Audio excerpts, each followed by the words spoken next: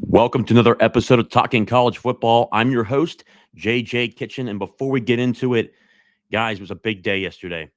We saw guys at the transfer portal. We saw a number of different guys that seemed like a surprise. How could this happen? I'm going to go into a little bit of that today.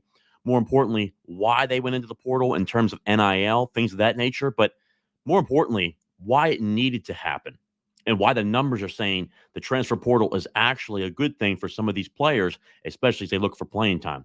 And then we'll also touch on a name that has come up, but unfortunately a name that will be dropped. Tim Cramsley, the offensive coordinator from Memphis, about why he is no longer a candidate for the Pitt OC job. But hey, before we get into it, you know what to do. Start that countdown.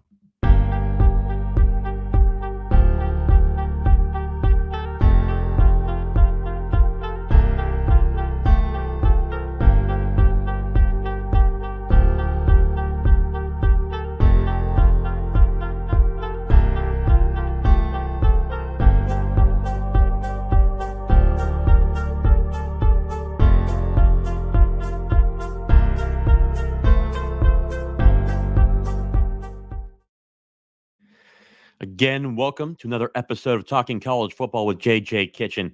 And guys, before we get into it, we got to announce our sponsor. Of course, as always, is Colonial Beer, located at 4986 Library Road in Bethel Park, PA 15102. Run by two great pitmen. They do a phenomenal job. You've seen the posts. You've seen the Twitter posts I've had, the Facebook posts. An incredible place. If you're looking to have a party, if you're looking just to have a get together, or just a one-on-one intimate type of deal that you're having that night, go to Colonial Beer. They certainly have a plenty of selection, but more importantly, they also have the fake slide Pilsner, which also supports the players. And this time, and especially right now during the transfer portal era, it is a necessity. The funds especially help out Alliance 412, which is a preferred collective of the University of Pittsburgh. Again, guys, go see Colonial Beer. They are the best. Their selection, especially here in the South Hills, it's where I go, not just for the fake slide Pilsner, but for numerous different things. If I'm having a party or I'm going to a get-together. We just have, obviously, Thanksgiving here in the past, Friendsgiving. That's where I went to get all of my good stuff, especially, too, for light beers, any type of IPAs. They have it. Again, two great pitmen run the organization. And, of course, the funds when you buy the fake slide Pilsner go to Alliance 412, which is a preferred collective of the University of Pittsburgh. Guys, a big one today. I had to let it go. I had to film this a little bit later because I saw everything that happened yesterday, the transfer portal. These things were well known to me in terms of what needed to happen. But I saw the fans' responses, and they were just like the sky was falling, and that Pitt football will never return. There's no point to no return. And, it was the Notre Dame comments. It was the 3-9 season. It's NIL. I'm here to tell you guys, the transfer portal and the guys you saw leave yesterday, there was a couple surprises, but they need to happen. For one of the reasons why it needs to happen, Pitt fans, for the class to come in, the current signing class that we have coming in, we needed at least 10 guys to hit the portal along with the guys graduating. Not sure many people understood that. With the amount of guys and the amount of commits that we took this year, we needed guys to leave in the portal. And if I have to guess, and from what I've been told, Bengali Kamara, one of the surprises, he left, more than likely an NIL deal on the table. He's also going to be a senior. You kind of have to have that option and weigh those options to say, do you bring back Bengali Kamara on an NIL deal and then potentially lose maybe a younger guy? Or do you feel as if these younger guys got well enough experience this year to allow them to take that next spot, and you let Bengali Kamara take the next realm, go into the next place? We wish him well. He was a tremendous player here. But maybe it's better to keep the young guys who have 2-3 years of experience left, potentially 4 years of experience left. That's probably one of the reasons why that move happened. Also, DeAndre Jules, that's going to be an NIL deal. People were hitting me up. Well, he had a starting spot here, and he could have easily started and gotten a little bit of money here. No doubt in my mind. There's no doubt in my mind Pitt put together an offer for him. Was it something that probably what he's going to get out there? Probably not. But then when you look at the defensive line room, potentially with the money that DeAndre Jules is getting, maybe it's better off if you go into the portal and find somebody else that maybe is more productive. But also, too, You have young guys behind them. Sean Fitzsimmons, Elliott Donald, Ghost. Those are just three names. Just three names you're going to see. Antonio Cayman, a guy that can play inside and outside. Jimmy Bear Scott, a guy that was playing defensive end this year. I think he's going to be really good next year. He can play inside. He can play outside. You've got a lot of things to work with. Plus the incoming class that they have coming in. Sincere Edwards, that's a guy that's going to compete right away. Same thing with the linebacker position. You saw two linebackers. Brandon George also hit the portal. Overall, my handy-dandy notes here. We lost Bengali Kamara, DeAndre Jules, Nate Temple, Stephon Hall, Brandon George, Buddy Mack, and Aiden Henningham. So in reality, you lost really three linebackers there. But Aiden Henningham never saw the field. Buddy Mack never saw the field. Brandon George was a good player, rotational player, older guy. So probably let him go to allow these young guys to come in. Stephon Hall, he's a little bit different, younger guy. He was obviously on the two deep. A lot of these other guys are not on the two deep at all. It was vying for a starting spot at the safety position, but I just think right now you got Javon McIntyre, Javon McIntyre, Donovan McMillan. Donovan McMillan, the transfer from Florida, out of and two relatively from Peters Township. Obviously, his dad. I've said it numerous times. I've known his dad. Was my defensive coordinator in high school.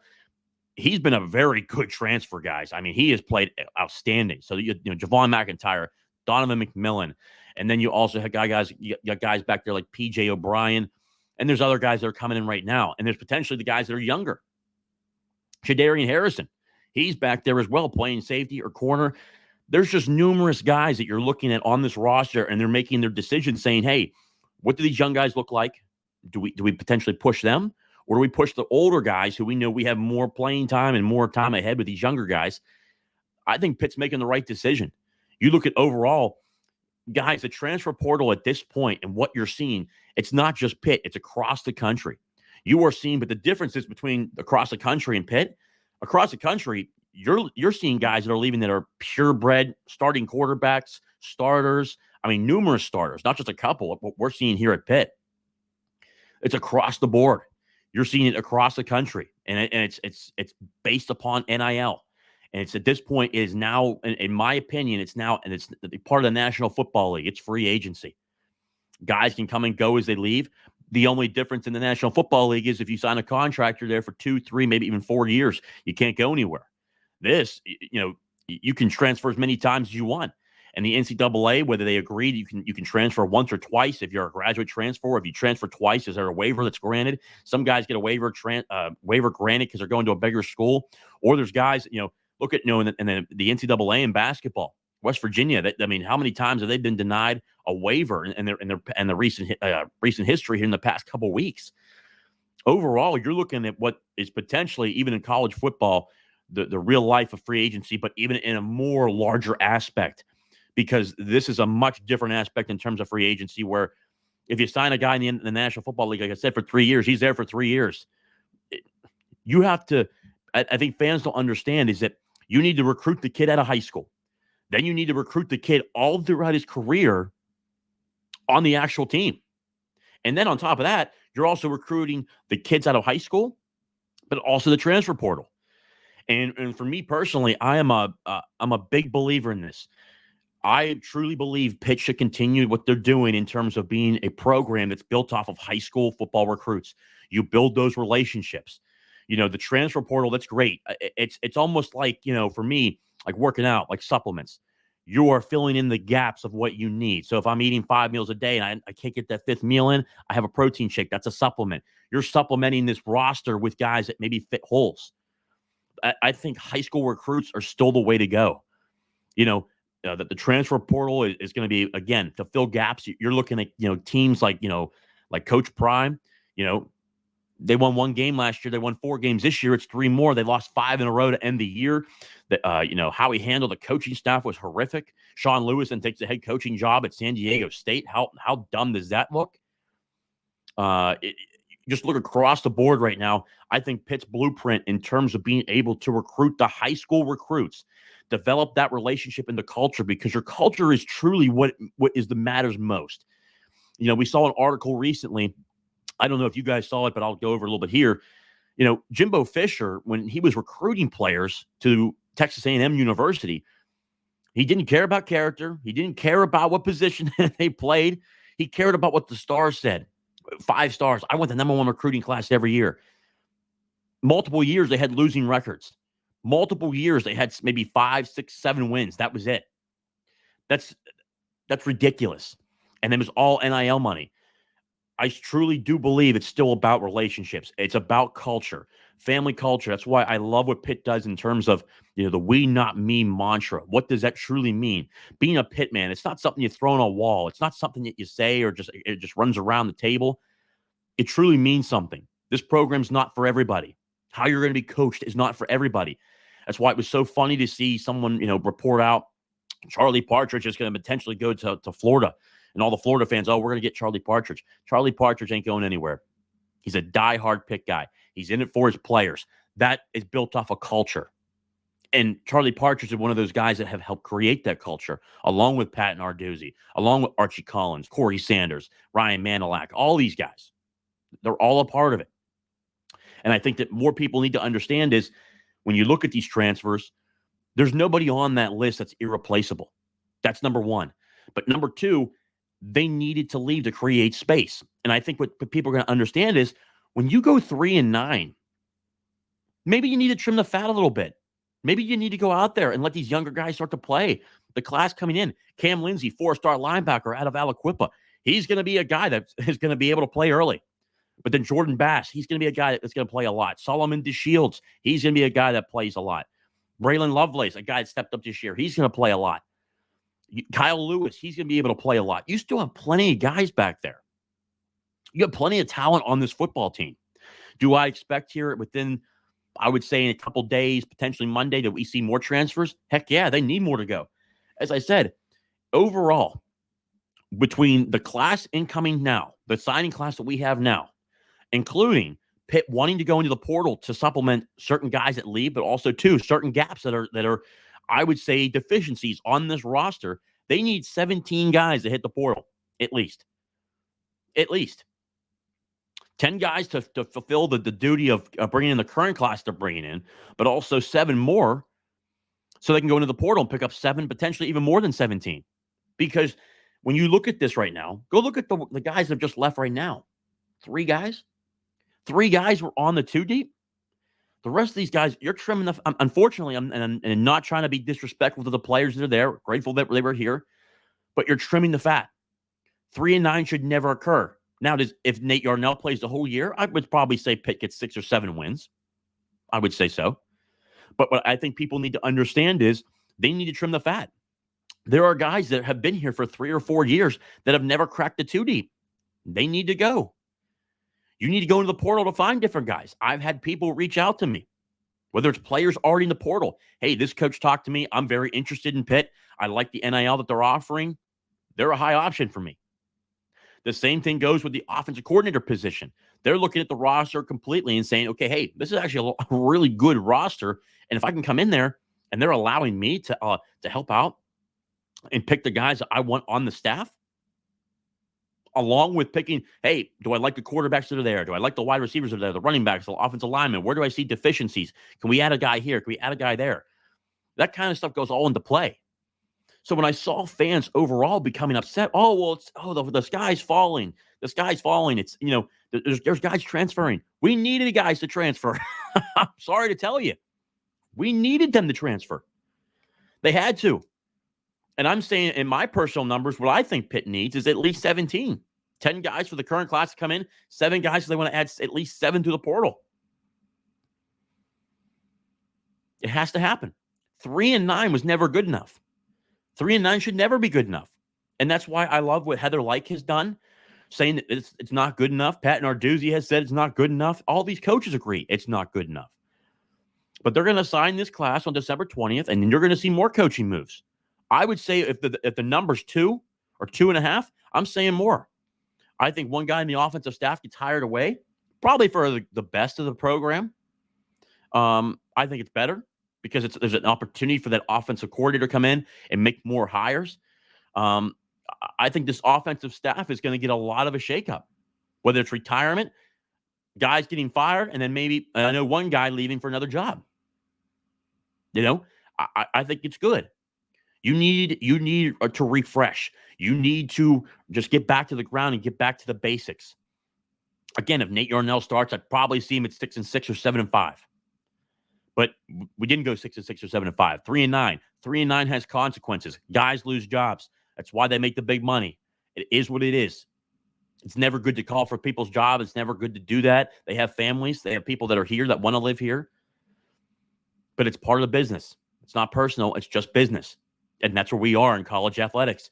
It's no longer a student athlete. This is a money-driven league now. NIL. Matt Roll puts out a number yesterday, which in the realm I could potentially see being right, but I don't see it sustainable. How it's really $1 to $2.5 million for a good quarterback.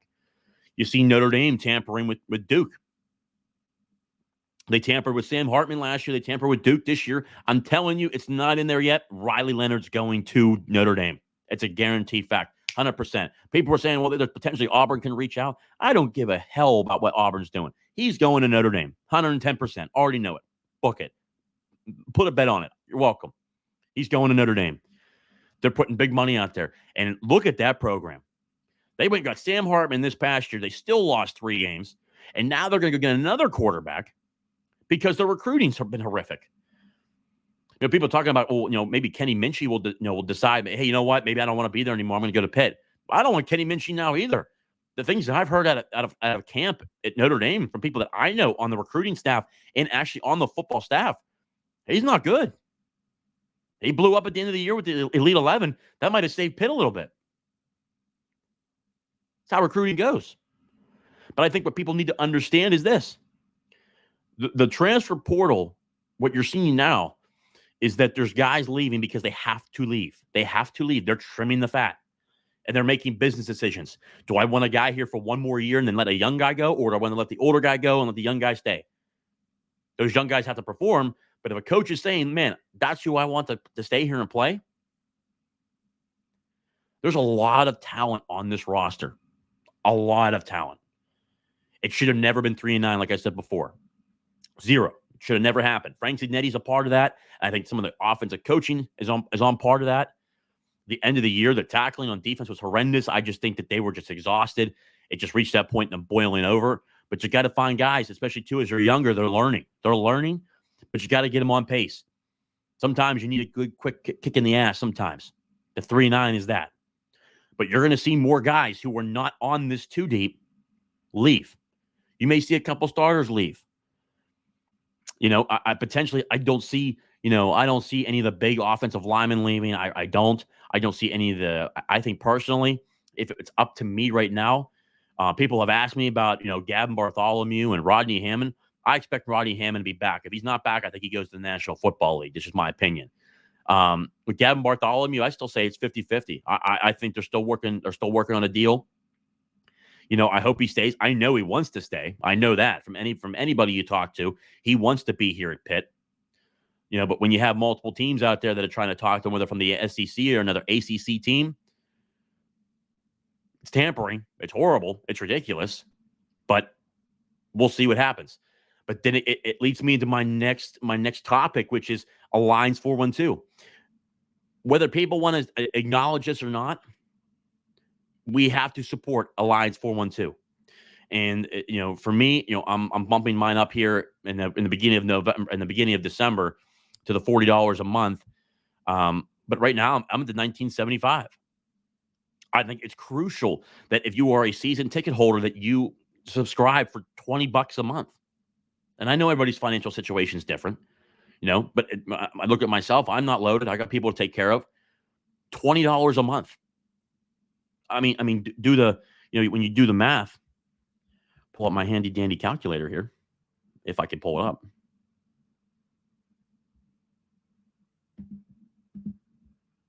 Let me see if I can pull it up. No, maybe I can't.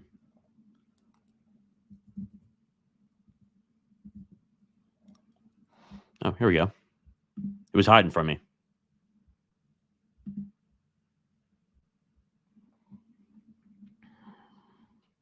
Now, if it loads. But in reality, though, when you look at the season ticket holders that we have at Pitt, okay, let's say, easy number. We have 40,000 season ticket holders. Let's just say we only do 25,000. 25,000. 25,000 times $20 a month. That's $500,000 a month, and obviously times that by 12 months out of the year. That's $6 million a year. $6 million for just less than fully of all the season ticket holders. That'd be $6 million a year if we were averaging $20. That's $6 million or 500 grand a month is through the roof. Now, if you do, let's say, we do 35. You do 35,000 fans get aboard. Let's see here if I can get it right. Times 20. That's 700 grand a month. Do the math times 12. That's $8.4 million a year. Pitt could be so competitive in this market, and we're doing well so far. We're lucky to have mega donors. They've done incredible to this point, especially too with the $1 million challenge. But when I see fans saying, "Well, Alliance 412 should pay," the "we not me" mantra, man. I think we all need to be invested into this. Because if we're all invested into this, like our fan base should be, we are ultra competitive, along with mega donors. I mean, what's holding Pitt back? And I think it's so important right now, and it's just that people say, "Why? I just can't get on board with wanting to pay players." Well, then guess what? Then get used to 3-9. It's just how it is. Not being rude, just being honest. Being honest with you. That's just how it is.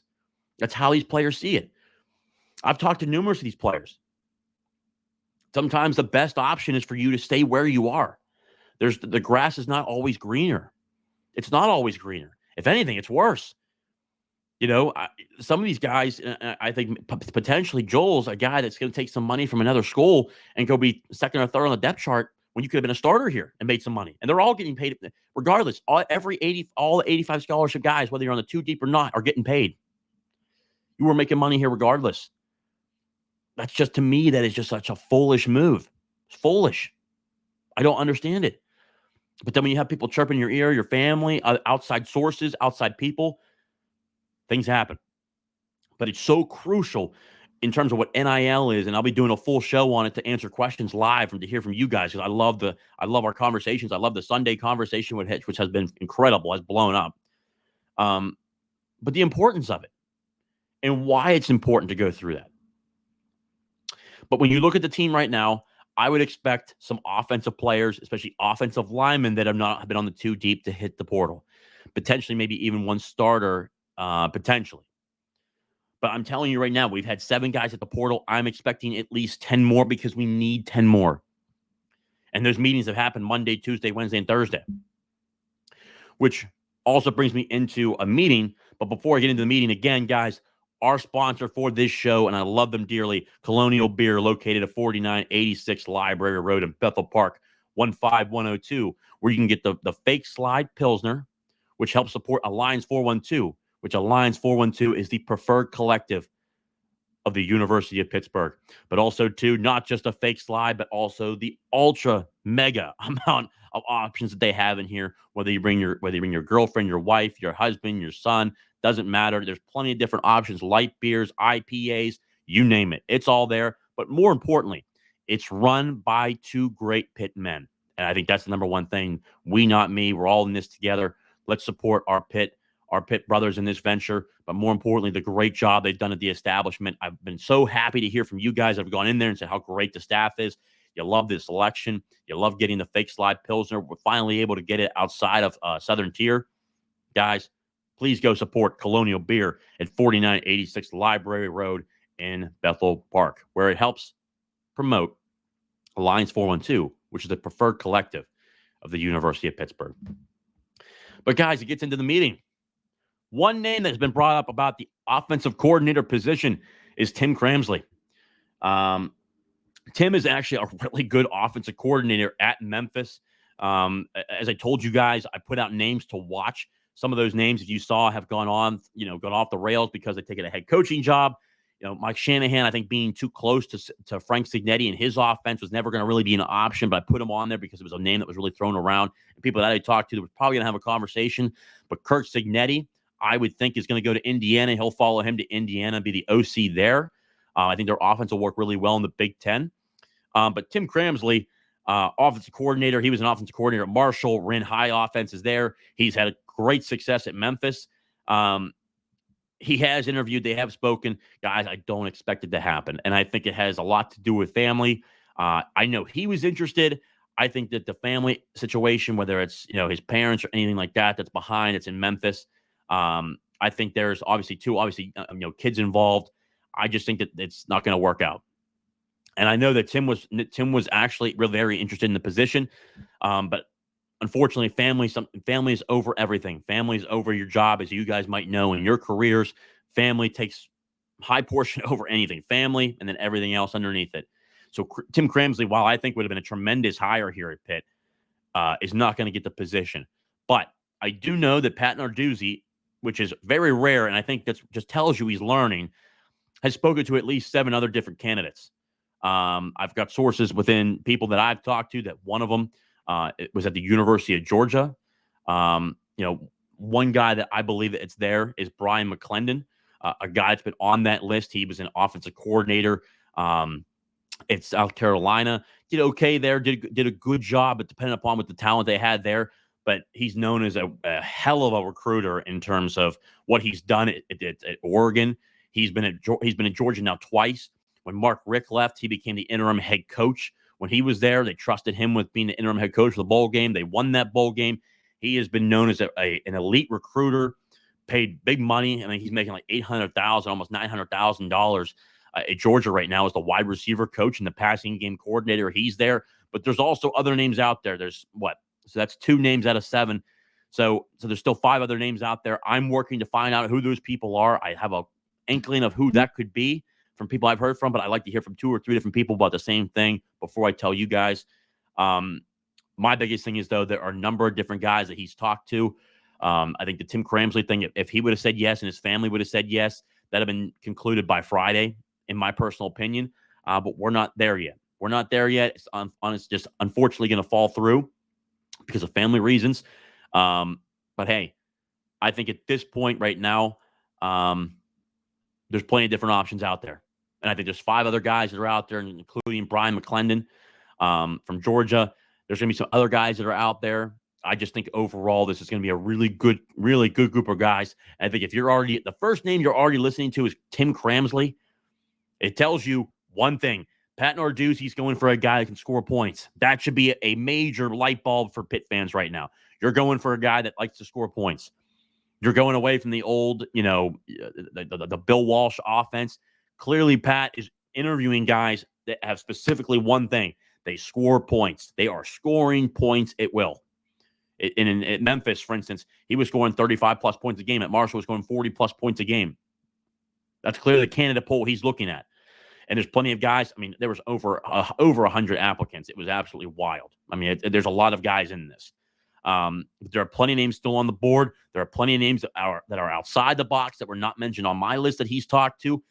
Probably a lot of guys that I didn't even know about that are going to be really, really good offensive coordinators that will be really good candidates.